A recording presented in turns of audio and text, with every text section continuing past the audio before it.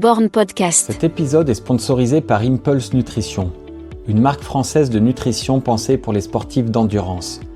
Impulse Nutrition propose une gamme complète pour l'avant, le pendant et l'après-entraînement, mais aussi des compléments alimentaires du quotidien que j'utilise personnellement toute l'année sur les conseils de ma diététicienne.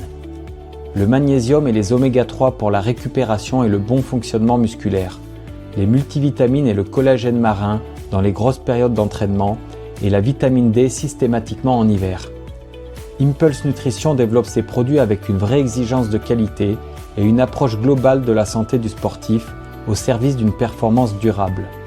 Avec le code BORN, vous bénéficiez de 15% de réduction sur votre première commande et vous soutenez ainsi le podcast dans son développement. Merci à Impulse Nutrition et maintenant place à l'épisode. Born Podcast. Comment créer une marque de running éco-responsable stylée avec succès ?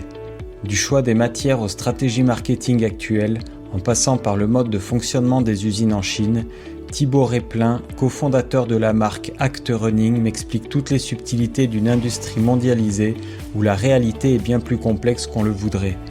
Si vous voulez savoir ce qui se cache derrière les fringues que vous portez en courant, ce podcast est fait pour vous. Thibaut Replin, cofondateur d'Act Running, bonne écoute. Salut Thibaut. Hello. Merci de me recevoir dans les locaux de Act. Avec grand Act plaisir. Running. Bienvenue. Il y a des chaussures partout autour. Là, tu peux me présenter un peu toute la maison mère de Act Running ? Exactement. En fait, on est 3 associés à avoir lancé Act il y a un peu plus d'1 an, là, en février 2025. Et avant ça, on a créé une autre marque, une marque de chaussures qui s'appelle Audage, qui s'appelait Monsieur Moustache et qui vient de changer de nom là, il y a 1 an et demi pour Audage. C'est une marque qu'on a créée en 2012. Et on fait des chaussures pour hommes, pour femmes, des baskets, des chaussures de ville. Donc ouais, la chaussure, c'est un truc qu'on commence à pas mal maîtriser. Attends, j'ai bien compris, Act, ça date de 2025 ? Ouais, on a lancé ça il y a 14 mois. Ok, il me semble que j'ai regardé hier sur internet, j'ai pas vu ça, j'ai vu 22 ou 23, non ? Ah non, on a lancé en février 2025. Ouais. Ah ouais, ok, c'est hyper récent. Ouais, c'est très récent. Ok, avant, est-ce que tu peux te présenter en 2 mots ? Tu m'as l'air jeune, je sais pas quel âge t'as. Et 37 ans. Ok. Donc Thibaut, j'ai 37 ans, j'ai 3 enfants et donc je suis fondateur de Audage, marque de chaussures, et de Act, donc qu'on a lancé il y a 1 an. Et pourquoi t'être lancé dans la chose ? Écoute, sortie d'école de commerce avec 2 copains, on cherchait des trucs à faire et on trouvait que le marché de la chaussure il était très vieillissant. Nous on sortait d'école de commerce, on commençait à chercher un boulot. On se disait soit j'achète une paire de Nike, soit j'achète les paires de pompes où je vais avec mon père dans des boutiques un peu ringardes qui m'emmerdent un peu. On se disait, il n'y a pas de truc pour nous, quoi. C'était pas l'époque où aller avec des paires de baskets, tu pouvais tout faire avec. C'était encore un peu avant, donc il y avait besoin de chaussures qui étaient un peu habillées, mais pas trop non plus. On s'est dit, ok, sur l'homme, là, il n'y a rien. Il y a vraiment un créneau à prendre. Donc on s'est dit, vas-y, on tente le coup. On avait 22 ans, on n'avait pas grand-chose à risquer, quoi. On était chez nos parents. Et puis, petit à petit, ça a marché. On nous a dit, est-ce que vous feriez pas des chaussures femmes ? On a dit, ouais, ok, pourquoi pas, on essaye. Et aujourd'hui, tu vois, on fait plus de 70% du chiffre d'affaires avec les femmes. Donc c'est une histoire qui a bien grossi. On a une grosse quinzaine de boutiques en France. Ouais. Nos boutiques, on a un site internet qui tourne bien. Donc voilà, on s'est retrouvé dedans un peu par hasard. Mais attends, mais maintenant que tu me le dis, Monsieur Moustache, ça me parle, les pubs il y a quelques années de ça, ouais. Ouais, Monsieur Moustache, écoute, ouais, donc lancé en 2012, on a changé de nom il y a 1 an et demi, notamment ce que je te disais, parce qu'on vend beaucoup de paires aux femmes et ça devenait compliqué de parler aux femmes en s'appelant Monsieur Moustache. Ouais. Il y en a plein qui adoraient, évidemment, et il n'y a pas de problème fondamental, mais le lien n'était pas automatique et c'était difficile d'associer Monsieur Moustache à des chaussures femmes, donc on avait besoin de pouvoir recréer un peu ce lien-là, okay. Et puis d'avoir un nom un peu plus international aussi. Mais oui, Monsieur Moustache, on avait fait une campagne de com dans le métro à Paris pendant un moment autour de 2015, et puis on a 15 boutiques un peu partout en France, donc ouais, il y a un peu de notoriété. Avant qu'on rentre vraiment dans le running, ouais. Quel est l'impact d'un changement de nom sur une marque ? Il y a une baisse du chiffre, une hausse, ça marche comment ? Et alors il y a une baisse, ouais. Ouais, en fait, il y a beaucoup de travail en préparation. Et puis quand tu te lances, tu te dis voilà, c'est bon, j'ai tout cadré, tout est prévu, on a tout bien bossé et tout. Et en fait, il y a 2 choses. Il y a le fait que t'as beau prévenir les gens, en fait, on a tellement d'infos qui passent tous les jours que les gens passent à côté, c'est bien normal. Donc au début, ils voient Audage et puis attends, putain, je comprends pas, il y avait Monsieur Moustache. Même dans la rue, tu vois, les gens passent devant la boutique, on n'a rien changé d'autre que le nom. Les gens pensent que ça a complètement changé. Les gens pensaient qu'on avait été racheté, que du coup c'était plus nous, que c'était plus les mêmes équipes, que c'était plus la même marque et tout. Donc il y a un petit drop à ce moment-là. Et puis il y a l'affect en fait. Les gens, ça fait plus de 10 ans qu'ils connaissaient la marque. Il y en a qui s'achetaient des pompes chez nous depuis 10 ans. Ils disaient les gars, en fait, vous m'avez trompé quoi. Donc on leur a réexpliqué qu'en fait on n'avait pas changé l'ADN de fond de la marque, c'était la même chose, qu'on faisait les mêmes produits, que juste on avait envie d'un nom un peu différent qui représente un peu mieux qui on était aujourd'hui, tu vois. Donc il y a eu 6 mois un peu difficiles, et puis en fait maintenant par palier tous les mois on remonte, et là maintenant ça y est, on est reparti sur une phase de croissance. Je sais pas si tu connais l'histoire, j'avais entendu un podcast du gars de chez Decathlon qui s'appelle Pierron et qui a créé la marque Van Rissel. Okay. Et il disait que quand ils sont passés de Between, qui avait une image cheap aux yeux du grand public, sur les vêtements c'était exactement les mêmes, ils avaient juste mis Van Rissel et les ventes avaient, rien qu'en changeant de nom, avaient explosé de je sais plus combien il explique ça. Ouais, écoute, nous on a ce même effet, sauf qu'il y a d'abord un petit trou d'air de les gens sont perdus. Et puis après, tu n'as pas la force de frappe dans Decathlon, de toute façon les gens vont chez toi et achètent les produits qui sont. Donc il y a eu d'abord ce petit trou d'air et ouais, maintenant on repère ça. Donc c'est vrai qu'il y a la perception, quoi. Est-ce que la marque, tu l'aperçois un peu plus haut de gamme, un peu plus qualité, quoi. Ok. Et vous venez pas du tout de l'artisanat, alors. Vous êtes pas du tout. Des gars du commerce. On est des gars plutôt du commerce, exactement. Et en fait, mon associé Guillaume avait bossé en Chine dans un gros groupe de textiles français. Donc il avait des contacts là-bas, il faisait du contrôle de gestion, un peu de suivi de production.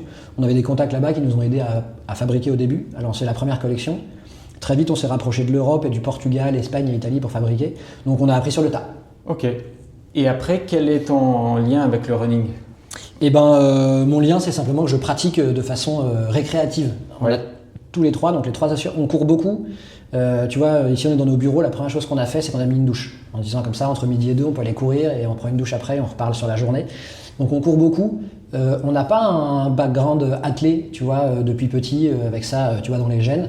Mais ça fait 15 ans qu'on court 3 à 4 fois par semaine, quoi. Ouais. Donc on est vraiment, on a une pratique très régulière mais récréative du running. Et donc c'est ça qui nous a, tu vois, logiquement poussé vers Act. Et tu as quelques rêves, tu as fait des courses, il y a des courses que tu aimes bien, tu as fait des marathons, Écoute, on commence le marathon. Guillaume et Antoine, mes associés, ont fait le marathon de Paris.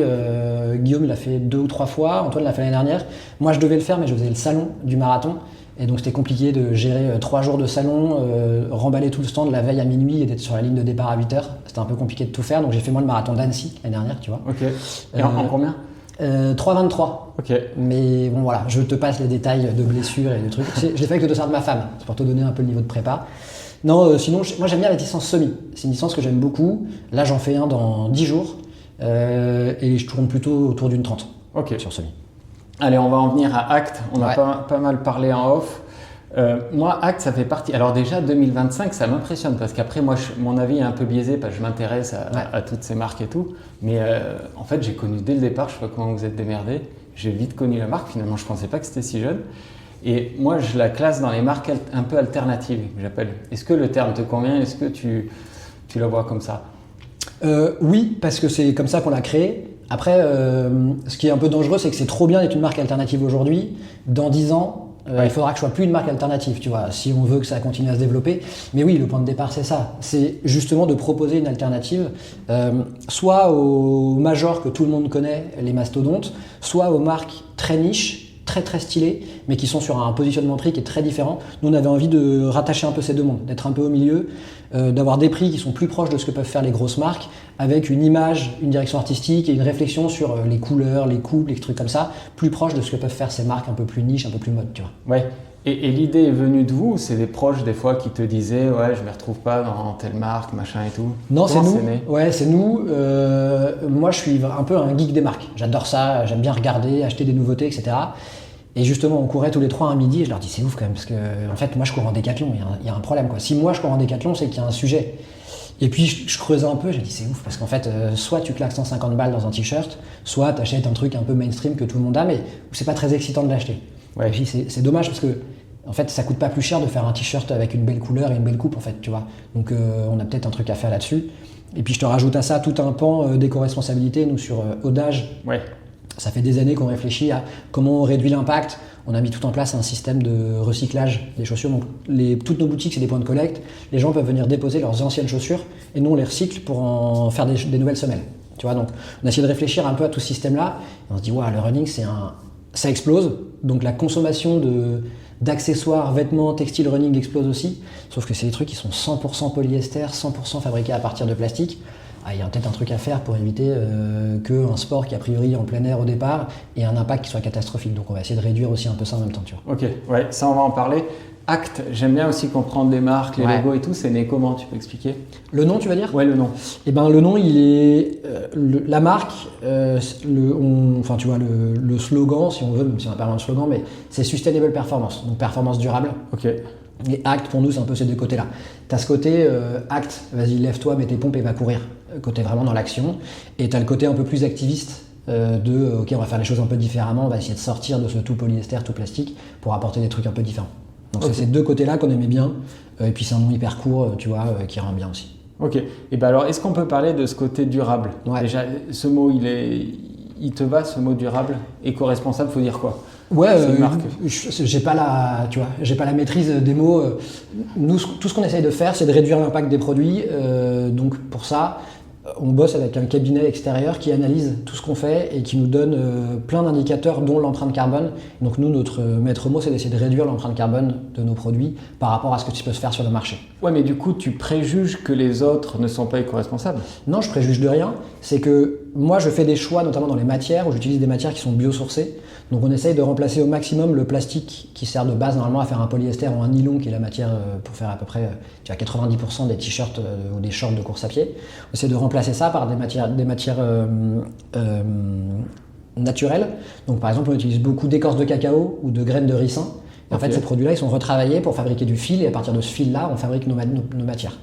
Donc moi, je préjuge de rien. Je fais juste ce choix-là parce que la boîte avec laquelle je bosse me dit ça a un impact qui est plus faible qu'un polyester classique. Ouais. Et après, je lui dis, ok, bon, bah, voilà comment est fabriqué mon t-shirt, voilà le poids qu'il pèse, voilà où est-ce qu'il est fabriqué, voilà dans quelles conditions il est fabriqué, voilà quel print j'ai mis dessus, etc. Voilà comment est-ce que je l'ai envoyé de l'usine jusqu'à mon entrepôt en France. Et en partant de tout ça, eux, ils me donnent une empreinte carbone, donc c'est des kilogrammes de CO2, et ils me donnent un benchmark en me disant c'est tant de pourcents de moins qu'un t-shirt standard du marché de running. Tu vois, ça, c'est des calculs que eux ont fait. Okay, moi, je fais aucune présomption de rien. Tu vois, chacun fait d'ailleurs bien ce qu'il veut. C'est juste, on essaye, nous, de faire un truc un peu à différent. partir de la matière qu'ils utilisent, tu sais qu'ils sont plus polluants. Ouais, exactement. Et qu'on comprenne bien qu'en gros, tu as soit le coton qui est naturel, mais pas très propre à la performance. Ouais.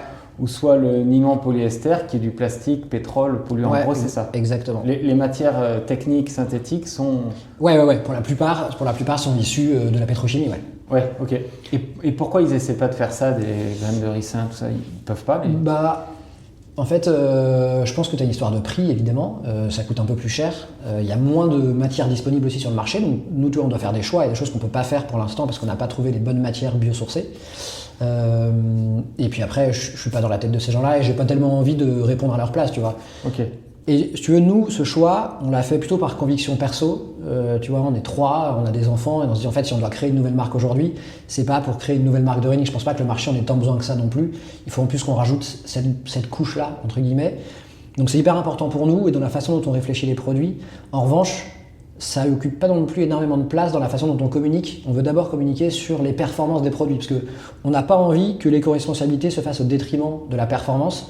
Parce qu'on pense qu'une nana ou un mec qui achète des fringues de course à pied, ils ont d'abord besoin que ça soit des bonnes fringues de course à pied. Ouais. Parce que si on fait un truc super éco-responsable, que tu l'achètes une fois, que tu dis ok c'est nul, je cours plus jamais avec, ça n'a aucun intérêt. Donc c'est d'abord des très bonnes fringues de running, hyper perf. Et oui, by the way, elles sont éco-responsables, mais il faut d'abord que ce soit des bonnes fringues assez perf. Tu vois. Ouais, pour faire une analogie avec les pailles en carton, c'est bien beau, c'est écolo, mais ça sert à rien parce que tu bois 2 fois dedans, une fois après tout aplati. Exactement. Ça sert à rien. Exactement. Et donc en gros, le terme ce serait plus éco-responsable que durable. Pour moi, durable, c'est un vêtement qui dure 15 ans. En fait, oui, exactement. Je suis d'accord avec toi. D'accord. Ok. Donc Act Running, et on a parlé en off, au final, vous êtes intéressé aussi par la performance, quoi. Le but, c'est d'y aller en fait, nous, le but, c'est que les gens qui courent à des niveaux perf considèrent que les produits sont des bons produits parce qu'on a d'abord besoin d'avoir une crédibilité auprès de ces gens-là pour qu'ensuite le grand public, tu vois, on soit 100% sûr qu'il soit satisfait des produits, etc. Donc oui, tu vois, tu disais, ça fait pas longtemps et pourtant toi, tu en as vite entendu parler. C'est aussi parce qu'on a essayé assez vite d'aller parler à ces gens-là, de leur filer des fringues pour les faire tester, pour avoir leur retour, pour être sûr qu'ils soient satisfaits. C'est suffisamment léger, il n'y a pas de frottement, l'absorption de la transpiration elle est bonne, ça pue pas au bout de 3 séances, enfin tu vois, des trucs assez basiques comme ça. On allait le tester auprès de gens qui passent leur journée à courir et qui aussi passent leur journée à tester des fringues parce qu'ils sont souvent en contact avec les marques, avec les représentants des marques, tu vois, dans chaque ville. Donc on a pas mal basé là-dessus. C'est pas mal basé là-dessus. Toi qui viens d'une école de commerce, c'est quoi la recette pour faire connaître une marque assez rapidement? Je sais pas s'il y a une recette, hein, mais aujourd'hui... En gros, soit tu sponsorises Jimmy Gressier, soit tu files tes fringues à un influenceur. Si Jimmy nous écoute, je suis le plus heureux des hommes s'il veut changer. Mais pourtant, j'adore ce qu'ils font avec Keyprun en ce moment et je trouve que le développement est vraiment canon. Mais en fait... plus sérieusement, c'est pas possible pour une marque qui se lance d'aller sponsoriser quelqu'un avec la notoriété d'un Jimmy Gressier parce qu'on n'a pas les moyens de le faire. Ouais. Jimmy Gressier, c'est une partie de ses revenus, donc il a besoin qu'on soit capable de lui assurer des revenus, tu vois. Donc et aujourd'hui, vous avez le levier des influenceurs que tu n'as peut-être pas appris à l'époque de ton école de commerce. Exactement, mais qu'on a appris au fur et à mesure avec Odage, bien sûr. Mais oui, l'influence pour nous, c'est un énorme levier. C'est qu'on envoie, tu vois, on offre aux influenceurs des fringues, on leur demande de choisir, on leur envoie les choix qu'ils ont faits. Ils n'ont aucune obligation de publier ou d'en parler, parce qu'on ne les paye pas, on leur file juste des fringues. Mais effectivement, c'est un super moyen de faire connaître la marque et c'est surtout un super moyen d'apporter de la crédibilité à la marque, parce que du coup, ces gens-là sont suivis par une communauté, les gens leur font confiance et ça permet de lever quelques petits freins pour y avoir à l'achat, tu vois. Ouais. Ok, et vous les choisissez comment, ces influenceurs uniques ou... C'est beaucoup de temps passé sur Insta et TikTok et ce genre de trucs, à essayer de trouver ceux qui ont le bon ratio pour nous entre performance et style. On a quand même besoin de ce positionnement-là, tu vois. Donc on essaie de trouver les bons profils et on les contacte. Et vous voulez pas non plus un mec ridicule, même s'il a 2 millions de... Ouais, exactement. Et d'ailleurs, en fait, en influence, ce qu'on a appris au fur et à mesure du temps, c'est que ça marche plutôt moins d'aller chercher un mec ou une nana à 2 millions que d'aller filer 50 fringues à 50 plus petits. Ouais, en général, les plus petits, ils ont plus d'influence et plus d'impact sur leur communauté. Donc, il vaut mieux démultiplier les petits que faire un gros. Ouais, parce qu'il y a aussi, ils se sentent engagés dans le truc. Si le gars court lui-même, il va... Ouais, et puis il y a plus de proximité. Ouais. Et puis, il y a un peu plus de sincérité, peut-être, en tout cas de perception de sincérité, parce que c'est pas des gens qui passent leur journée à faire la promotion de marques parce qu'ils sont payés par des marques. Tu vois, et il y a un peu plus, je pense, de logique là-dedans, de sincérité, d'authenticité. Ouais. Est-ce que tu peux expliquer un peu aussi les campagnes elles sont belles les vôtres, je trouve, les campagnes de photos et tout, comment ça se passe pour une marque comme vous? Nous, c'est un élément hyper important parce qu'on a vraiment envie que cette notion de mode, elle soit présente. On a envie de faire retranscrire de la mode et de la performance pour se différencier justement, ce que je te disais, de tous ces majors aujourd'hui et pour se rattacher aussi à ces marques très mode. Donc on a envie de faire ce lien-là. Donc typiquement, on bosse avec les mêmes équipes photos et vidéos que pour Odage. Donc on prend des gens qui ont plutôt un œil mode. Et après, c'est nous qui les amenons vers la performance. On bosse avec des mannequins qui sont aussi coureurs pour que ce soit crédible, pour que quand tu cours, tu aies une foulée qui soit cohérente, que ce soit pas un truc où tu dis ok, c'est quelqu'un qui a jamais couru et ça décrédibilise la marque. Donc on essaye de mélanger un peu ces deux mondes pour que tu aies des images qui visuellement soient très belles et proches de ce qu'on peut faire sur la mode, mais qu'en plus de ça, tu aies de la crédibilité au niveau perf, tu vois. Et là, c'est l'agence de com qui gère tout. Vous faites pas venir votre pote qui court, c'est des Non, mannequins. on fait tout en interne. Ouais, on fait tout en interne, on n'a pas d'agence de com, sur aucune des deux marques d'ailleurs.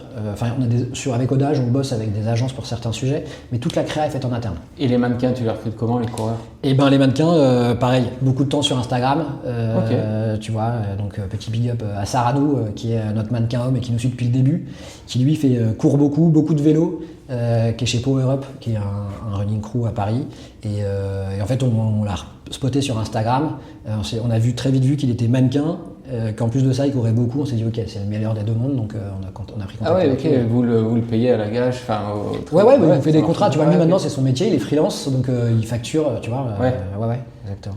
Ah ouais, ok. On parlait en off, tu me disais que quand même vous vouliez pas tomber trop dans la caricature de la mode, comment on appelle ça, de la fashion week, des trucs. Comment tu le vois ça, le running un peu qui des fois s'empare de la fashion week ou l'inverse? Oui, c'est sûr que c'est toujours étonnant de se rendre compte que pendant la fashion week il y a plus de runs matinaux que de défilés. Mais encore une fois, nous, il n'y a pas tellement de jugement là-dedans. Le seul truc qu'on veut, nous, c'est qu'on veut que les fringues soient des bonnes fringues pour courir. Donc on n'ira jamais choisir une matière par exemple parce qu'elle est trop stylée, que ça va faire un super produit très mode. Si c'est nul pour courir, on ne veut pas y aller. Tu vois, c'est ce que je te disais tout à l'heure en off. En ce moment, on est en train de choisir les nouvelles matières qu'on va utiliser pour la collection de l'hiver 2027. Il y a des matières qui sont magnifiques. On se dit, franchement, ça ferait genre un t-shirt de ouf. mais la matière elle est rêche, elle est sec, elle est un peu lourde, et ça n'a aucun intérêt. Et si je le fais pour pouvoir le mettre sur mon mannequin et que si j'ai le malheur qu'un mec l'achète ou qu'une nana l'achète, le ressenti soit cata, ça va décrédibiliser la marque. Donc on n'a pas envie de tomber dans cet extrême-là, donc c'est comment est-ce qu'on arrive à allier les deux. Et pour nous, la mode, c'est plutôt de réfléchir les collections, un peu comme on réfléchit les collections dans une marque de mode, donc c'est-à-dire qu'on a des saisons, printemps, été, automne, hiver, et on réfléchit des silhouettes en entier. La casquette, le t-shirt, le short, la veste, les chaussettes, les chaussures, tout est réfléchi dans son ensemble pour avoir une silhouette qui soit cohérente. On fait attention aux couleurs, du coup, aux gammes de couleurs, on fait attention aux coupes, aux formes. On essaye par exemple parfois d'avoir un truc un peu oversize, on trouve que c'est stylé, pour éviter de sortir des marques qui font des choses qui sont très fitées, tu vois. Donc c'est des petits changements, des petits positionnements comme ça, sans tomber effectivement dans le ultra mode qui peut du coup être parfois un peu décorrélé de la perf. Ouais. Parce qu'en plus, moi, c'est pas mon domaine du tout, mais j'imagine que la Fashion Week, ils se servent du running parce que c'est la mode aujourd'hui. Mais demain, si c'est la mode du curling, ils se serviront du curling. Ouais, enfin, je veux dire, ça va pas être durable, quoi, ce côté extrêmement... Ouais, c'est possible. Enfin, non, mais de toute façon, tout est cyclique. Donc évidemment, il y a un moment où le running va redescendre un peu à ce niveau-là. Je pense pas que la pratique du running va beaucoup diminuer, parce que je pense qu'une fois que tu t'y mets, c'est difficile de t'en décrocher aussi, parce que tu vois tous les bienfaits, que ça devient une vraie drogue, tu vois. Donc je pense que les gens qui pratiquent vont continuer, mais oui. Mais le côté très fashion du running, ça va sans doute passer à un moment donné, ouais. Comme je te disais en off, moi j'ai fait 16 km ce matin, je suis parti à 6h30. En revenant, je suis passé à 8h moins le quart devant le pop-up Adidas rue Oberkampf et c'était bandé de monde. C'était plus un défilé de mode que des gars qui paraissaient athlètes. Ouais, j'ai halluciné en voyant ça. Ouais, écoute, tu vois, nous on va pas critiquer ce truc-là parce qu'on surfe aussi là-dessus, parce que nous on vient de la mode et c'est aussi ce qu'on essaie de ramener dans cet univers du running. Mais c'est pas tant parce que c'est hype, c'est aussi parce que vu que les gens courent de plus en plus, nécessairement les gens font aussi plus attention à comment ils s'habillent. Ouais. Parce que en plus de ça, la pratique du running est quand même pas mal changée. C'est que avant, tu étais soit dans des clubs d'athlètes, ok, mais en plus du coup tu cours souvent avec la tenue du club, etc. Sinon, tu faisais ton jog comme toi ce matin, tu es tout seul, tu pars courir. Comme il y a de plus en plus de clubs de running, tu vois, un peu indépendants qui sont juste montés sur Instagram et tout, ou sur Strava, tu cours beaucoup en groupe. Et donc du coup, c'est un peu une représentation sociale aussi, donc tu fais un peu gaffe à comment tu t'habilles. Et tu vois, en ce moment-là, le truc c'est Strava is the new Tinder, tu vois, t'as un truc de... Quand t'as 25-30 ans, c'est un bon moyen d'aller rencontrer des gens, donc tu fais aussi un peu attention à comment tu t'habilles. Donc au-delà de la hype, c'est aussi que forcément, comme tu cours de plus en plus et que tu cours avec des gens, si tu fais gaffe à comment tu t'habilles le matin avant d'aller bosser, tu fais aussi gaffe à comment tu t'habilles quand tu pars courir. Ouais. Donc c'est un peu la même chose, tu vois, c'est un peu cette dynamique-là. Non, mais je critique pas, mais c'est vrai qu'il y a une scission quand même entre Paris, ou les grandes villes peut-être, et la province à ce niveau-là. Ouais, c'est vrai que je me rendais pas compte de l'ampleur de ce côté fashion du running à Paris. Ouais, c'est vrai que c'est décorrélé de l'athlète que toi tu connais, qui est vraiment de la perf sur piste, quoi, qui est vraiment différent. Ouais. Tu parlais tout à l'heure que vous vouliez vraiment associer les couleurs, et c'est vrai que des fois, il y a des marques qui sortent des vêtements. Tu vois sur le mannequin tout l'ensemble qui va ensemble, quoi, comme son nom l'indique, et au final, ils finissent par sortir que le débardeur. Et des fois, je suis déçu, ils n'ont jamais sorti le cuissard. Je me suis toujours demandé pourquoi. Ça, pour le coup, je suis pas dans leur tête, mais parfois, ça peut arriver que en fait, tu te dis, ça va être génial, et puis en fait, je sais pas, personne n'a voulu l'acheter en saison, la saison des ventes B2B, donc aux revendeurs, aux boutiques, elle se fait avant. Donc tu dessines ta collection, elle est prête, tu la présentes au magasin, à tes distributeurs, à tes revendeurs. Si personne n'a voulu de ce cuissard-là, par exemple, du coup, tu vas pas le produire parce que tu n'auras pas de volume suffisant pour le mettre en production. Donc peut-être que c'est pour ça qu'il a disparu. Okay. Donc, tu vois, c'est une des hypothèses, mais nous, on essaie. En tout cas, nous, on ne fait pas de photos avant d'avoir la collection définitive pour être sûr que tout ce qu'on shoot et tout ce qu'on présente soit évidemment dans la collection, tu vois. Et les guerres d'aujourd'hui, ça peut avoir des impacts sur les productions oui, alors ça a le même impact que plein d'autres gens, c'est que le pétrole coûte plus cher, donc le transport coûte plus cher, donc parfois l'approvisionnement met plus de temps. Donc oui, de toute façon... Donc vous, votre collection d'après va prendre oui, en général, ça peut prendre un peu, ça peut coûter un peu plus cher parce que du coup, l'usine te dit, je remonte mes prix parce qu'en fait, moi, l'électricité coûte plus cher, par exemple, tu vois.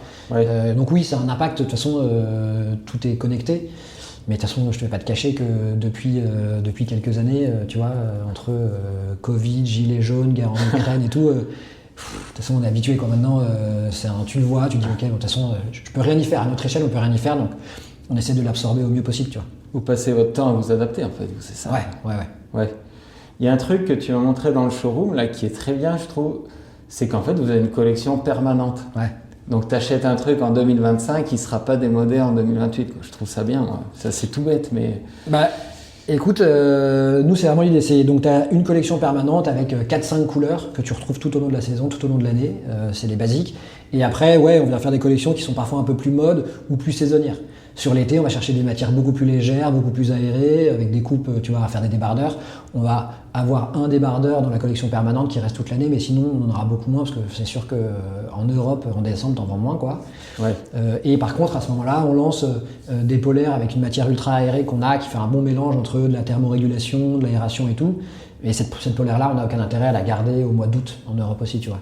Donc on a ce cœur de collection et après on vient apporter des pièces plus saisonnières ou plus mode à différents moments. Ouais, ok. Et ça, vous avez des designers qui bossent dessus Qu'est-ce qui bosse un peu? Ça, c'est moi. Ah ouais, c'est toi? Ouais, c'est moi qui fais les collections, ouais. D'accord. Ah ouais, ok. Ouais, équipe réduite. Équipe réduite, ouais. Et après, ouais, il y a quoi? Il y a cuissard, short, il y a tout en fait. Ouais, bah écoute, on essaye petit à petit de répondre à tous les besoins. Donc on a commencé juste sur l'homme. Parce qu'on est 3 mecs, que je viens de te le dire, c'est moi qui dessine les produits. Donc je voulais être sûr de répondre à un besoin que je connais. Donc je dis ok, le plus simple c'est que je réponde à mon besoin à moi. Donc je sais de quoi j'ai besoin, de quoi j'ai envie. J'ai discuté un peu, je te disais, avec des gens qui sont beaucoup plus perfs. Tu vois, moi par exemple, le short, tu vois, un peu race, très court. Tu vois, celui-là, moi, je m'en sers pas parce qu'au quotidien, j'en ai moins besoin. Donc, je suis plutôt allé discuter avec des gars à Lyon, tu vois, qui sont très dans cette dynamique-là, vraiment très perf, tu vois, et qui courent le 10 km en 28-29 minutes. Bah, je vais me rapprocher d'eux pour comprendre ce qu'ils aiment dans quel short, tu vois, pour essayer de savoir ce truc-là. Et donc, petit à petit, bah, tu vois, on avait juste un short classique, un short avec un cuissard intégré. Et puis, on a lancé ce short un peu plus court, un peu plus... tu vois, orienté pour la course avec des élastiques dépassants pour pouvoir foutre 1 ou 2 gels de nutrition pendant ta course, tu vois. Ouais. On sort le cuissard parce que c'est un truc qui est ultra confort et que les gens aiment de plus en plus. Donc ouais, petit à petit, on essaye de venir adresser un peu tous les besoins que tu peux avoir quand tu cours. Et les accessoires trail et tout, c'est pas en projet? Pas encore. Pour la simple et bonne raison, toujours la même chose, nous on est à Paris et moi je cours le long des quais sur le bitume. Donc pour l'instant on n'est pas très légitime à sortir des accessoires de trail et il y a des marques qui le font super bien et on n'a pas envie pour l'instant, on n'aurait pas le savoir-faire je pense pour aller les sortir. Mais tu vois on est en train de bosser sur un sac d'hydratation. Mais en essayant de le réfléchir un peu différemment des sacs de trail, tu vois. C'est qu'il y a de plus en plus de gens qui courent avec des sacs à Paris. Parce qu'en fait, quand tu regardes le marathon de Paris là, dans 2 jours, tu as une bonne partie des gens qui le courent avec un sac. Ouais. Moi, je suis incapable de faire ça parce que je trouve que c'est trop lourd et que c'est pas agréable. Mais tu as plein de gens qui le courent avec un sac parce que comme ça, ils ont leur gourde, ils ont leur flasque et tout ça. Tu vois, ils ont leur nutrition et c'est plus facile. Et tu as aussi pas mal de gens qui courent pour venir bosser, tu vois, qui ont besoin de ce truc un peu pratique. Donc on essaie juste de le réfléchir un peu différemment. Et par exemple, moi, je trouve que les poches où tu mets les flasques qui sont en hauteur très proche pour pouvoir boire comme ça, c'est cool quand tu fais du trail, mais la vérité c'est que quand tu cours dans Paris, tu en as moins besoin. Et ce placement-là, je trouve qu'il n'est pas très agréable quand tu cours. Donc nous, on vient plutôt les placer un peu plus basses, avec une position un peu différente pour que tu puisses les attraper et les remettre facilement, mais pas forcément avoir besoin de boire sans les sortir. Une poche dans le dos, tu peux venir foutre une autre paire de pompes si tu arrives au boulot ou tu vois, tes sous-vêtements, quoi. Donc on essaye de le repenser pour l'usage plus urbain, citadin, en repartant de la base de ce qui se fait dans le trail, tu vois. Ouais. Je pense qu'une marque un peu plus à taille humaine que les mastodontes, comme tu disais, c'est bien pour ça parce que vous pouvez avoir des retours. Nous, je sais qu'en marathon, ma copine, par exemple, a du mal à trouver des shorts chez les grandes marques pour mettre tous les gels. Tu vois. Ouais. Et même, je sais que des athlètes Nike sont obligés de faire coudre des trucs pour mettre des gels parce que la marque ne le propose pas. Je me suis toujours dit, mais c'est bizarre qu'une telle marque n'ait pas la réactivité. Et ça, Decathlon, par contre, sont forts là-dessus. Ils sont toujours réactifs. Exactement. Mais en fait, je pense que Decathlon, ils ont ça dans leur ADN et c'est un peu la même chose pour nous. C'est que Decathlon, ils ont d'abord fait des fringues de running et maintenant, ils s'investissent énormément dans la chaussure. Mais en fait, toutes ces marques dont on parle, elles font le gros de leur business sur la chaussure et le gros de leurs investissements et leur temps est sur la chaussure. Et je pense que la fringue, c'est un peu un à côté, c'est un accessoire et c'est pas très structurant, tu vois.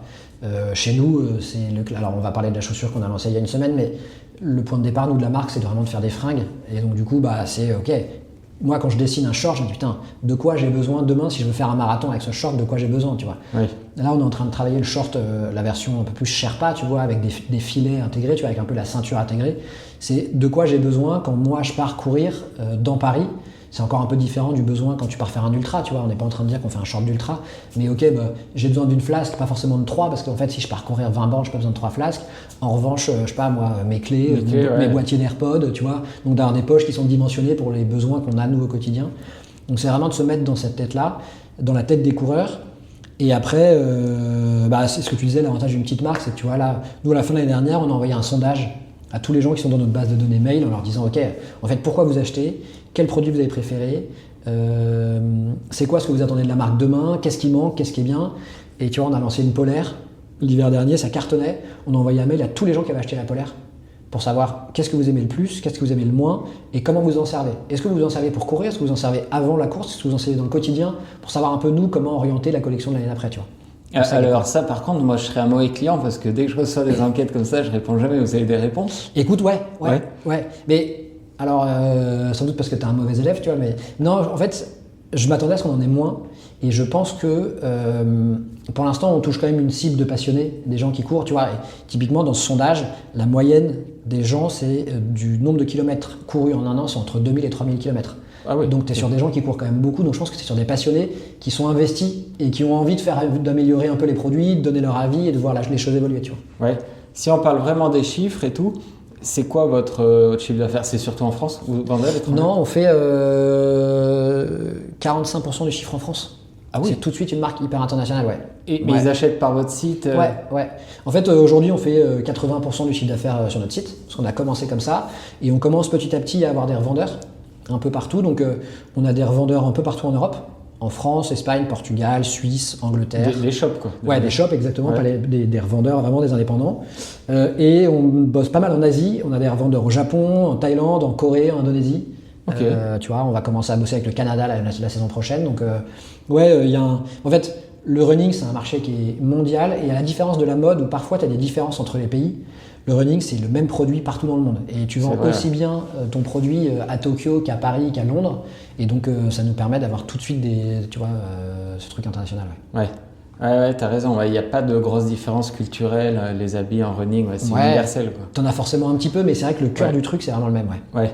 Si on parle vraiment business et on va ouvrir vers la chaussure, tu disais que les marques s'en foutaient un peu des fringues. Après, je pense que les gens là-bas, et tu as sans doute des équipes qui sont dédiées à ça mais enfin, s'en foutaient. Tu disais que le gros du chiffre d'affaires, en gros, c'est les chaussures. En tout cas, moi, c'est des échanges que j'ai avec ces revendeurs indépendants ou ces boutiques de running avec lesquelles on discute. C'est que eux, ils font 80% de leur chiffre d'affaires avec la chaussure, et que bien souvent, le textile dans ces magasins-là, c'est les marques dont tu achètes des chaussures te disent si tu prends mes chaussures, tu prends aussi mes fringues, tu vois, il n'y a pas une réflexion trop poussée derrière, tu vois. Ouais, ok. Moi, je pensais bêtement que sur une chaussure, je pensais qu'il y avait plus de marge nette sur du textile que sur une chaussure. Non. Écoute, non. Okay. Encore une fois, je connais pas les marges de ces gens-là. Je pense qu'ils ont des marges confortables partout. C'est ce qui leur permet de se développer et tout. Donc, il n'y a pas de souci, tu vois.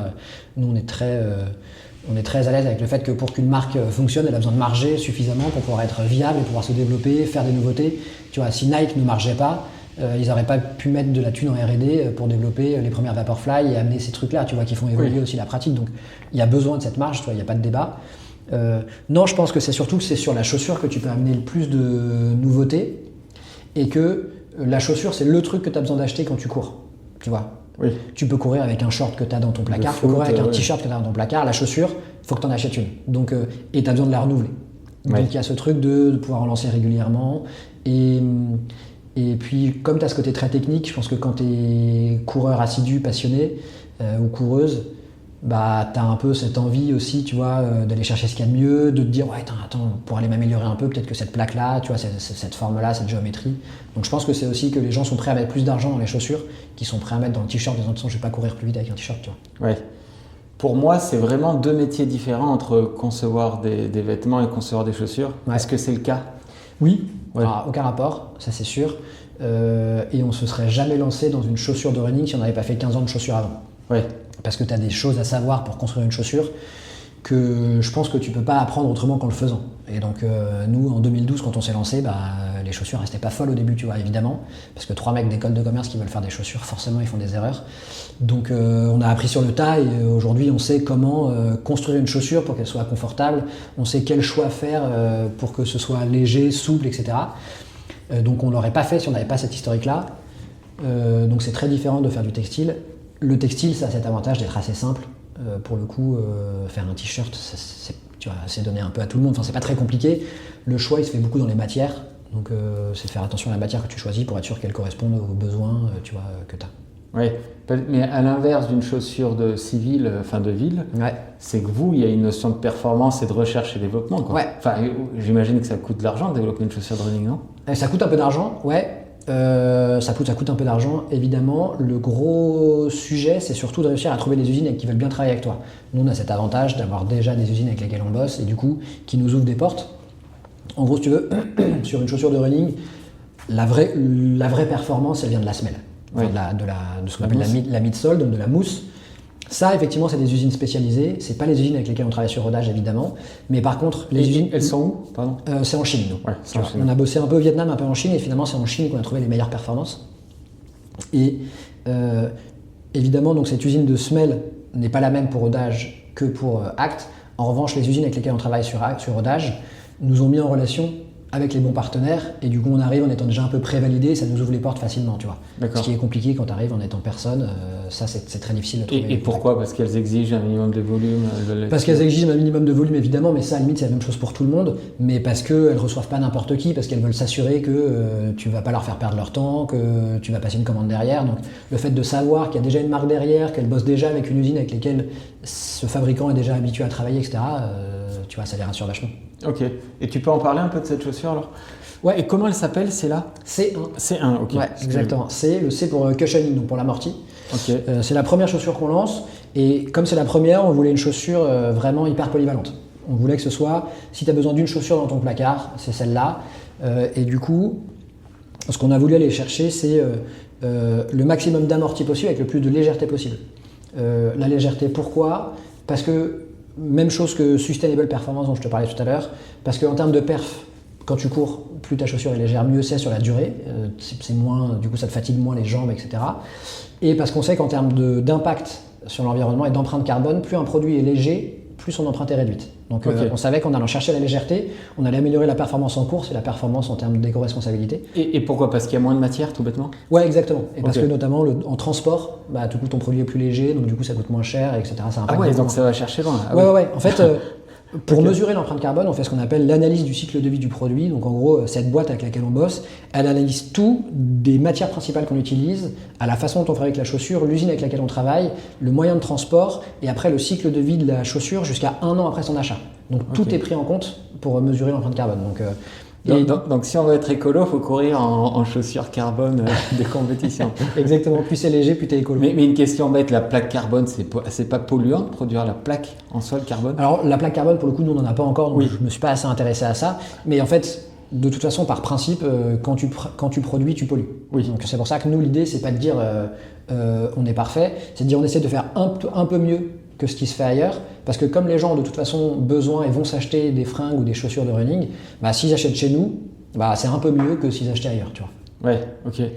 Putain, ah ouais, donc ça va chercher hyper loin l'éco-responsabilité. Ouais. Et moi, c'est vrai que des fois, tu reçois des colis, tu commandes, des fois, je commande des trucs, tu sais, il y a un reliquat de chaussettes, je reçois un carton énorme, dedans, il y a une paire de chaussettes, je me dis, mais c'est de la folie. Ouais. Ils auraient dû attendre pour tout m'envoyer d'un coup, quoi, et tout. Ouais. Et au final, ça plus ça, on pollue. Ça va chercher effectivement hyper loin sur ces choses-là. Donc c'est pour ça qu'on est vraiment allé chercher de la légèreté. Et après, on voulait vraiment avoir de l'amorti parce que, encore une fois, tu vois, daily trainer, quoi, c'est ta chaussure polyvalente. Donc on voulait soit une chaussure qui soit hyper confortable pour courir quand tu vas faire tes sorties en EF et que tu as besoin d'aller faire tes 16 bornes de ce matin. Si tu vas pas chercher de la perf, tu es content d'avoir une chaussure qui soit confortable et légère. Tu peux faire de la durée et avoir un vrai confort. Et après, on a voulu rajouter à ça vraiment la réflexion autour de la géométrie de la chaussure pour avoir un vrai rocker, ce vrai drop dynamique qui te permette que si tu as besoin d'accélérer un peu quand tu es sur une séance un peu plus tempo, un peu plus rythmée, cette chaussure elle te permet de le faire aussi parce que tu as cette forme, cette géométrie qui t'amène vers l'avant, donc tu as une foulée un peu dynamique. Et puis on a une mousse avec un rebond, tu vois, on a 65% de rebond dans la mousse, donc c'est une mousse qui, pareil, te permet d'avoir un bon retour d'énergie quand tu cours. Donc on essaie d'aller chercher un peu cette polyvalence-là qui permettent de faire soit des sorties longues tranquilles en EF, soit des sorties un peu plus tempo sur tes séances de frac. Et des trucs sur lesquels les marques communiquent jamais, la durée de vie, vous la connaissez? Alors c'est hyper dur à dire parce que la durée de vie, elle va dépendre de ton usage, de ton poids.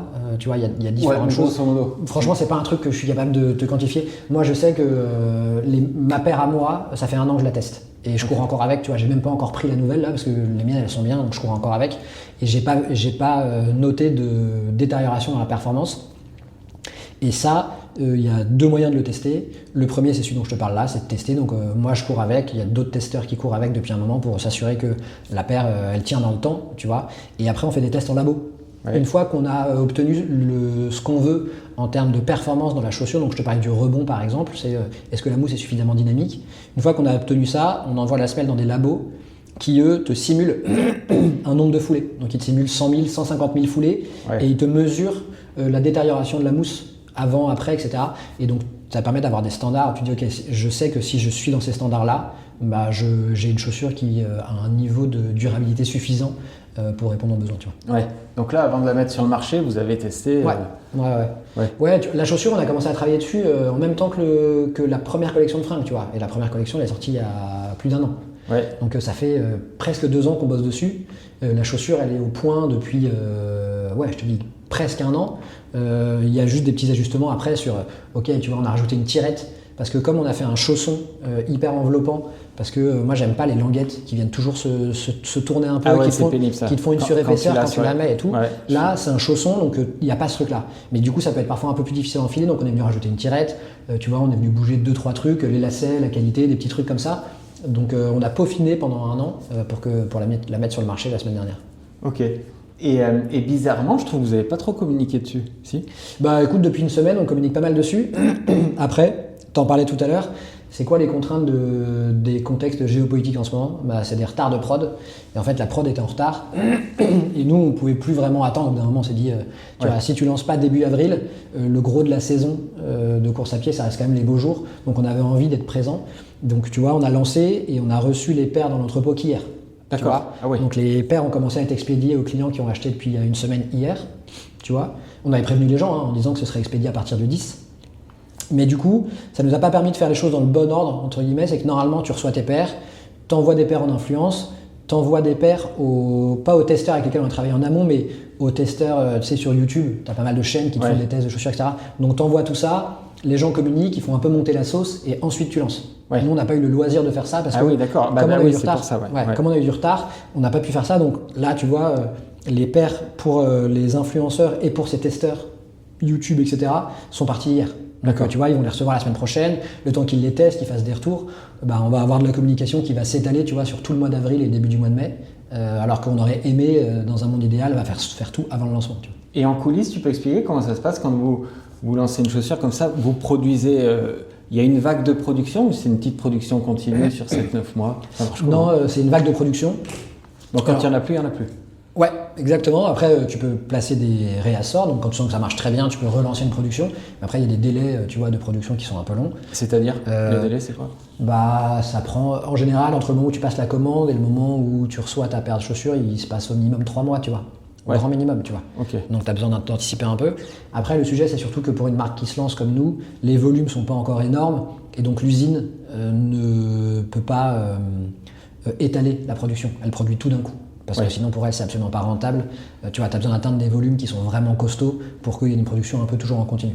Et quand vous êtes une petite marque comme ça, si la même usine qui produit pour une autre marque, elle va préférer produire si vous lancez la production en même temps, je sais pas, les 2 millions de Nike aux 300 000 actes, ça marche comme ça? Vous passez derrière ou ils peuvent tout produire en même temps? Tu sais leur ligne de production, elle n'est pas... Déjà, nous, on ne travaille pas avec des usines qui font 300 000 paires ou 3 millions de paires, tu vois, parce que du coup, ils n'acceptent pas nos volumes à nous, tu vois, donc ça n'a pas de sens.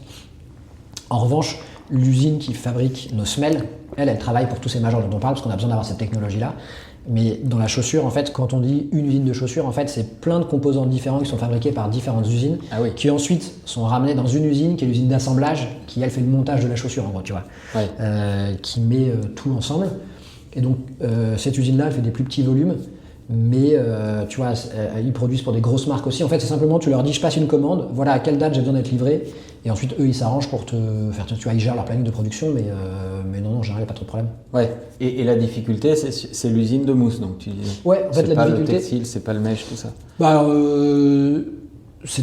tu vois, on a eu des problèmes de qualité sur plein de protos, sur justement cette languette en chausson, tu vois, ça se décousait, tu vois. Il y avait toujours un point où ça partait au bout d'un moment et le fil, tu vois, et tu tires, c'est comme une pelote de laine, quoi. Tu détricotais le truc. Et donc ça, on a mis du temps à le mettre au point. C'est pas compliqué techniquement, c'est juste qu'il faut se mettre d'accord avec l'usine pour qu'ils comprennent d'où vient le problème et que ce soit solutionné, tu vois. Mais l'enjeu technique, technologique et perf, il est vraiment sur la semelle, ouais. Et je vais te poser une question bête, mais que je me suis toujours demandé, bêtement.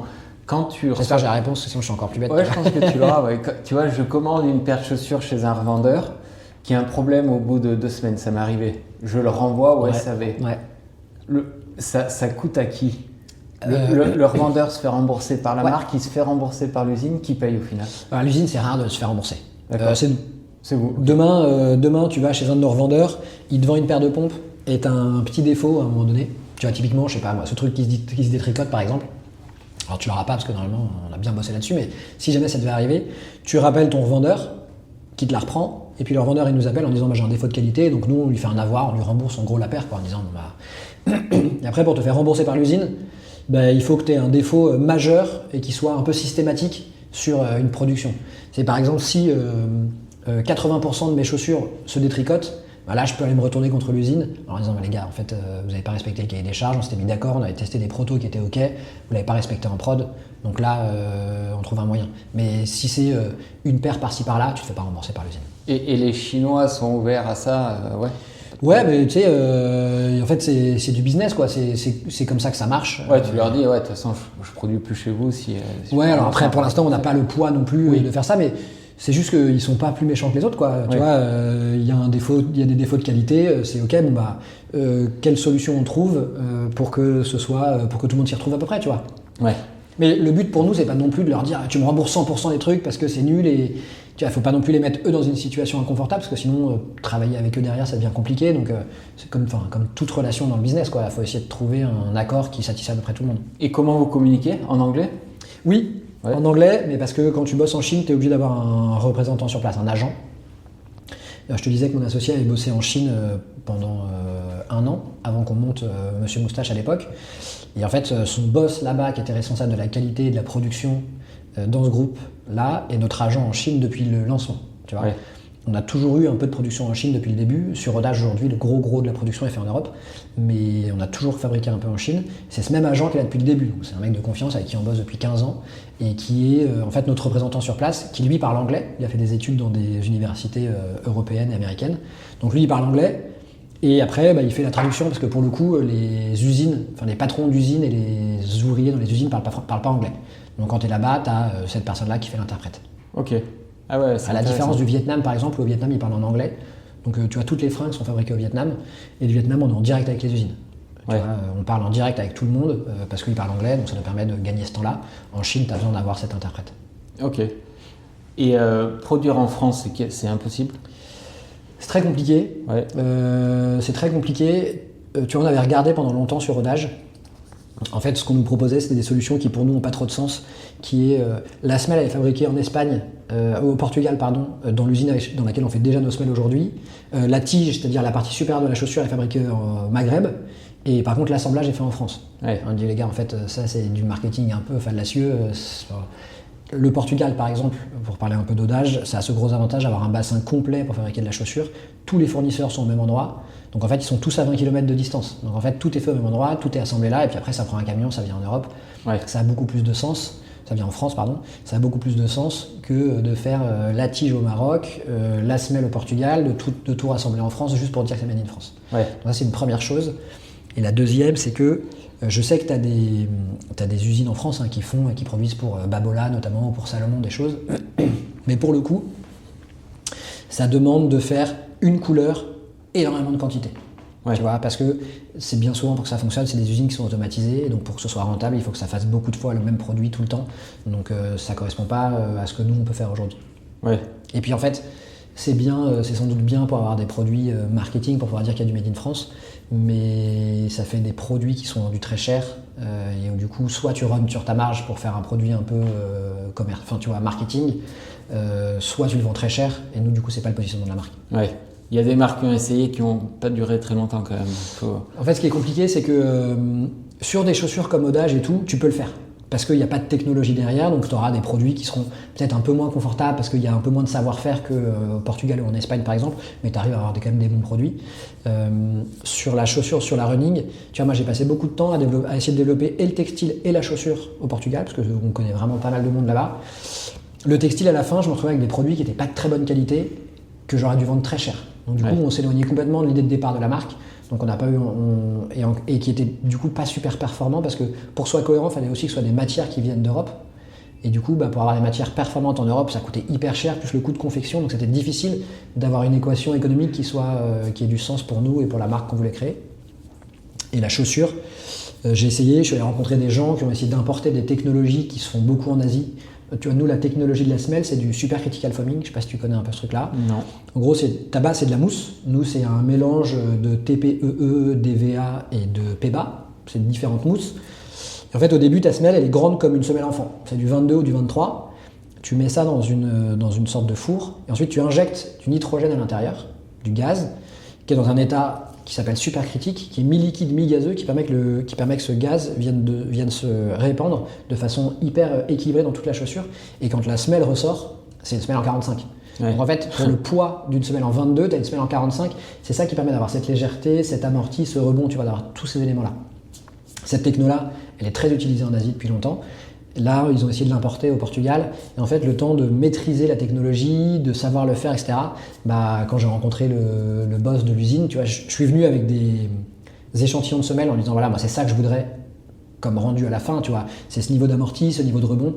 Il m'a dit, je suis désolé, mais je suis pas capable de te l'apporter aujourd'hui, quoi. Je peux pas le faire. Donc, c'est difficile d'avoir des vraies chaussures très techniques perf. Mais comme tu dis, c'est hyper fallacieux de se reposer sur le confectionné en France, parce que dans un monde mondialisé, si le truc est fait au Portugal, mais que la matière première, elle vient d'Asie, autant tout faire en Asie. Ça n'a plus de sens de raisonner vraiment. Oui, en fait, tu vois, typiquement sur Audage, on s'en est très vite rendu compte parce que, tu le disais, tu vois, il y a un bassin, on fait tout en Europe. Tu vois, nous, de notre point de vue, on fait tout en Europe. On est en direct avec notre fournisseur de semelles, on est en direct avec notre usine d'assemblage, on est en direct avec les tanneries, et on connaît le fournisseur de lacets, on connaît le fournisseur d'œillets, tu vois, on connaît tout le monde. Sauf que en fait, pendant le Covid, on s'est rendu compte que notre fournisseur de semelles, il ne pouvait plus faire de semelles. On dit, mais pourquoi? Il dit, parce qu'en fait, les pigments que j'utilise pour faire la couleur de mes semelles, ils viennent d'Asie. Oui. Et du coup, je ne peux plus les faire venir. Et donc, je dis, ah ouais, ok. Donc en fait, oui, produire en Europe, évidemment que. Après, il y a plein d'autres notions qui rentrent en compte, notamment le sujet social, tu vois, parce que sur Audage, on s'est beaucoup posé la question de est-ce qu'on continue à fabriquer en Chine ou pas? Parce que d'un point de vue environnemental, est-ce que ça a du sens alors qu'on est en capacité de produire un peu plus de choses en Europe, tu vois? C'est pour ça qu'on a commencé à faire ces ACV, là, ces analyses du cycle de vie du produit, pour mesurer l'empreinte carbone. Et on s'est très vite rendu compte que nos chaussures fabriquées en Chine avaient une empreinte carbone plus faible que les chaussures fabriquées en Europe. Ok. Pour le poids, premièrement, comme les chaussures fabriquées en Asie sont plus légères, plus techniques, donc ont une empreinte carbone qui est intrinsèquement plus faible, et parce que du coup tout est fait en Asie et ensuite exporté en produit fini une fois, plutôt que de faire venir différents composants d'Asie en Europe pour les assembler et pour après les faire venir. Ça paraît logique, ouais. Exactement. Mais sauf que c'est logique une fois que tu t'es posé la question et qu'on t'a démontré par A plus B que c'était vrai. Ouais. Donc tu vois, il y a vraiment ce truc-là. Donc d'un point de vue environnemental, il n'y a pas vraiment ça n'a pas forcément de sens de vouloir produire plus en Europe ou en France. Le sujet, il est social. Tu vois, c'est qu'il faut faire attention parce qu'on sait que le droit du travail en Chine notamment, tu vois, il y a des endroits où il ne faut pas aller, il faut faire attention. Donc nous, on travaille qu'avec des usines qui sont auditées et on travaille que dans des usines où on va. Donc nous, on va dans l'usine avant, on va dans l'usine pendant, on va dans l'usine après. Donc c'est-à-dire que quand je dis avant, c'est toute la mise au point du produit, elle se fait sur place avec l'usine. On y va au début pour leur expliquer ce qu'on veut, la philosophie. On visite un peu tous les partenaires avec lesquels ils bossent. Donc cette usine d'assemblage, le mec qui me fait le chausson dont je te parle, je vais le voir. L'usine qui me fait la semelle, je vais la voir. Le lacet aussi, parce que techniquement, tu vois, on a un lacet spécifique qui te permet d'avoir des crans pour que ça tienne bien et que ça bouge pas quand tu cours. Donc on visite un peu tout le monde. Ensuite, on met au point le produit, ça se fait à distance. Sauf quand vraiment il y a des besoins, on va sur place, mais sinon ça se fait à distance. Et ensuite, une fois qu'on lance la production, on va sur place pendant la prod pour contrôler. Donc on a notre agent dont je te parlais, qui est là-bas tout le temps, qui suit toute la production, et nous on vient à un instant T pour vraiment contrôler, s'assurer que tout est OK. Et puis après, on vient pour relancer les prochains produits et pour continuer la relation avec l'usine. Donc on fait hyper gaffe à ça parce que c'est la dérive qu'il peut y avoir quand tu produis en Chine notamment, tu vois. Ça, c'est hyper important ce que tu dis, les lacets dentelés comme ça, c'est indispensable pour pas que les chaussures, les lacets se défassent. Écoute, moi le jour où j'ai découvert ces lacets-là, je me suis dit pourquoi c'est pas présent sur toutes les chaussures. Mais au même titre que ce chausson dont je te parle pour éviter la languette qui se tourne, putain, moi je comprends pas pourquoi c'est pas présent partout. Ou tu vois, nous on a une tige, donc le dessus, qui est hyper aéré. En fait, quand tu cours été ou hiver, t'as chaud aux pieds quoi. Donc moi ces chaussures qui sont hyper épaisses, qui te tiennent chaud et tout, je comprends pas, ça coûte pas plus cher. J'en ai jamais acheté moi. Ça coûte pas plus cher de faire une chaussure qui soit légère et aérée en fait, quand tu réfléchis bien. Donc c'est pour ça qu'on a essayé. Tu vois, nous c'est un peu en plus c'est pareil parce que la Evo SL est sortie entre temps et la Evo SL elle a un peu ça. C'est un peu la Daily Trainer qui pourtant est réfléchie comme ça avec une tige qui est un peu plus aérée et tout. Bon, ils ont pas la languette en chausson, mais c'est vrai que au début, quand j'ai commencé à regarder un peu ce qui se faisait sur le marché, quand tu voulais une chaussure avec un bon amorti, un stack assez important et tout de suite, tu étais sur des chaussures assez épaisses, avec des grosses tiges, des trucs qui tiennent chaud, qui sont un peu gros, lourds, tu vois. C'est pour ça qu'on a voulu amener cette légèreté sur cette typologie de produit-là. Ok. Quel est l'avenir un peu de la marque? Je sais pas si tu veux en parler, on en a parlé en off. Ouais. Il y a quand même des projets sur les chaussures notamment. Ouais, évidemment. Aujourd'hui, on a une chaussure, donc on peut évidemment élargir la gamme. Donc les projets, c'est de continuer à développer le textile. Pour nous, ça reste un sujet hyper important et on n'a pas envie de le délaisser, tu vois, au profit de la chaussure. Donc continuer à étoffer les gammes. On a lancé il y a 1 an uniquement sur de l'homme. On a lancé la femme là il y a 3 mois. Ça marche super bien, on est hyper content, tu vois. On arrive à des. Ça a que 3 mois la femme. Ça a que 3 mois. Alors malheureusement, on est en rupture de stock sur une très très grosse partie de la collection, là, donc c'est un peu plus compliqué de commander maintenant les produits femmes, mais bon, ça va revenir. Donc l'idée, c'est de continuer à étoffer la gamme homme, la gamme femme, pour avoir vraiment une offre complète quand tu veux t'acheter des bonnes fringues de running, que tu puisses trouver ce dont tu as besoin chez nous en fonction de la saison. Et après, sur les chaussures, effectivement, donc là, je te disais, on a la chaussure polyvalente. Après, on va pouvoir commencer à s'intéresser à des segments un peu plus pointus. Tu vois, moi j'ai envie de faire une chaussure qui soit un peu plus axée perf, sans tomber forcément tout de suite dans la plaque carbone, parce qu'il y a des sujets de durabilité dont tu parlais. La plaque carbone, pour l'instant, ça s'améliore, hein, mais pour l'instant c'est difficile de l'amener jusqu'à 1000 km et de dépasser les 1000 bornes avec une plaque carbone, c'est pas fait pour, tu vois. Moi quand j'ai acheté mes plaques carbone pour courir mon semi, quand le vendeur te dit celle-là la mets pas trop pendant ta prépa parce que sinon le jour de la course ça va pas être performant, t'es là mais bon mec à 250 balles j'ai quand même envie de la mettre régulièrement quoi. Donc il y a un peu ce sujet là. Donc il y a des alternatives, tu vois, chez Oka par exemple, ils sont certaines versions qui sont avec des plaques en PBA justement, qui est plutôt un polymère, donc qui tient un peu plus dans le temps. Tu as moins cet effet de rebond du carbone, mais tu l'as quand même beaucoup et ça dure plus longtemps dans le temps. Donc d'aller chercher ces alternatives-là, et puis de faire une paire plus orientée de tempo, tu vois, séance de fractionner, sans avoir besoin de cette plaque carbone, donc avec une semelle un peu moins épaisse, tu vois, un peu plus dynamique, un peu plus agressive, on va dire. Et le truc un peu tendance en ce moment, tendance et cohérent, les chaussures un peu gravel. Ouais. Pas trail, mais un peu. Écoute, oui, ça fait partie des choses qu'on regarde parce que, tu vois, moi c'est con, mais j'habite en banlieue parisienne et donc du coup, quand je vais courir, je mélange toujours du bitume et du later. Je fais pas des sentiers techniques, hein, mais effectivement, il y a des moments où je serais content d'avoir juste un peu plus de crampons, donc ça fait partie des trucs qu'on regarde, ouais. Et là, la paire rose, elle est magnifique, mais dans un chemin, t'as pas envie de la mettre, quoi. S'il pleut, elle est finie, quoi. Ouais, exactement. De toute façon, pour le coup, cette paire-là, elle est vraiment pensée pour la route. Parce que la semelle d'usure, donc la partie, le patin qui est en dessous, il est assez lisse parce qu'il est vraiment pensé pour du bitume. Et les pointes de sprinter, c'est pas pour demain? Les pointes de sprinter, je suis désolé pour l'athlète qui est en toi, mais c'est pas demain. Et pour le coup, ça, c'est pas tout de suite. Et quand tu vois que Ginny Gressier, dont on parlait avant, il est champion du monde sponsor Keep Run, mais il court pas avec une paire de pointes Keep Run parce qu'ils n'ont pas réussi pour l'instant à mettre au point la bonne paire de pointes Keep Run. C'est que, et en plus de ça, je te dis, pour l'instant, nous, on fait ce qu'on sait faire et ce qu'on maîtrise à peu près. Faire des chaussures, je sais faire. Des chaussures de course à pied, comme je cours tous les jours, je pense avoir compris maintenant comment il fallait mettre au point la chaussure, et tu me le confirmeras quand tu iras les essayer, tu vois. Mais la pointe, moi je te disais, j'ai pas un passé d'athlète, j'ai fait l'athlétisme étant jeune, donc j'ai pas envie de me lancer là-dedans, et on le fera quand on aura les équipes suffisantes pour avoir des vrais spécialistes, tu vois. Juste un mot sur les accessoires. Ouais. Ça fait partie, c'est une bonne part du chiffre d'affaires et tout. Oui, c'est un super bon complément. Les casquettes, oui, j'imagine. Ouais, la casquette, évidemment. Mais c'est vrai qu'on essaye de rapporter pas mal de trucs, tu vois. Des bonnets, en fait, on a une matière qu'on appelle thermofleece, c'est une polaire, en fait, c'est une matière où c'est un mélange entre du mesh, donc une matière très ajourée, et de la polaire.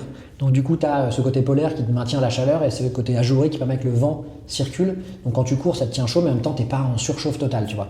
Et on utilise cette matière-là pour faire l'hiver des bonnets, des gants, des tours de cou, tu vois, pour avoir un peu tous les accès qui te permettent d'être bien, de pas mourir de froid, mais pas non plus être en surchauffe, parce que c'est souvent le problème quand tu vas courir l'hiver. C'est que tu pars et tu te couvres parce que tu te dis putain il fait -2, je vais me les geler. Et en fait au bout de 2 bornes, tu es un peu en surchauffe, donc c'est essayer de trouver ces bonnes matières qui te permettent d'être bien tout au long de ton run. Ouais. Je vais terminer par une question qui me vient. Vas-y. S'il y avait une personne qui te ferait rêver de voir courir en acte spontanément comme ça dans la rue, je sais pas forcément Jimmy Gatien, ça peut être Céline Dion et tout. Il y a quelqu'un qui ça te fait Céline, je sais pas si je vais lui demander ça, Jack Etienne ses concerts et tu vois, on verra. C'est une bonne question. Harry Styles ou quoi? Écoute, Harry Styles, sans doute parce qu'il est tellement, il y a une telle aura autour de lui en termes de notoriété que je pense que ça permettrait de propulser la marque, tu vois. Et il est stylé quand il court et tout. Exactement. Donc, ouais, si tu me poses la question, tu vois, je pense pas qu'il me serait venu à l'esprit, mais maintenant que tu le dis, oui, c'est sans doute un bon truc parce que je pense qu'il a réussi à gagner cette crédibilité de coureur. Parce que tu vois, il a quand même enchaîné les marathons et il fait des temps qui sont pas dégueux, donc et tu sens que c'est pas juste pour dire qu'il court. Et effectivement, il a cette notoriété, ce côté un peu mode qui est un bon combo pour nous. Oui, c'est sûr que Harry, si tu nous écoutes, parce que tu vas traduire tout grâce à l'IA, écoute, passe à la maison et on te filera des fringues. Mais non, mais en plus tu dis ça en rigolant, mais tu vois, nous via Audage, on était assez proche de l'aventure de Veja, tu vois, de ce qu'ils ont fait avant de se lancer dans le running. Et il y a un moment où ça a explosé parce que il y a 2-3 personnalités en Angleterre, aux US, qui ont porté assez, je pense, naturellement leurs chaussures et qui du coup a permis que la notoriété explose vraiment à ce moment-là, tu vois. Et donc oui, c'est sûr que c'est un petit moment, un petit truc déclencheur que tu maîtrises pas, mais où si tu te retrouves à être porté par quelqu'un qui est le bon ambassadeur, c'est sûr que ça fait la diff, quoi. Ça, on n'a pas le temps de développer, mais ouais, dans l'histoire des marques, il y a des success stories par le biais du hasard comme ça qui sont passionnantes. Ouais, le hasard, je pense que c'est un accélérateur. J'irais pas dire que le succès de Veja soit du hasard, tu vois. Non, mais je veux dire le fait que la personne est portée au moment qu'elle a été photographiée à ce moment, tu as des photos. Ouais, il y a un côté de chance, mais je crois pas trop ni au hasard ni à la chance. Je pense plutôt que c'est un truc que tu mérites au final. Ouais, que tu mérites et que tu stimules un peu et que tu provoques, exactement, merci. Parce qu'en fait, si un jour Harry Styles il porte nos fringues, c'est parce qu'on a été revendu au bon endroit. Pour être revendu au bon endroit, c'est parce qu'en fait on a fait les bonnes fringues au bon truc. Enfin, tu vois, c'est un enchaînement de plein de petites choses qui font qu'à la fin, t'as ce coup de chance, tu vois. Ok. Bon, voilà. Merci Thibaut pour toutes ces infos hyper intéressantes et grand plaisir. On va aller voir les choses. Yes, trop bien, merci beaucoup. Salut. Merci d'avoir écouté cet épisode jusqu'à la fin. Merci à Impulse Nutrition de soutenir le podcast. Pensez à utiliser le code BORN pour bénéficier de 15% lors de votre première commande. Et n'oubliez pas de vous abonner à la chaîne pour ne manquer aucun épisode. À bientôt sur Born Podcast.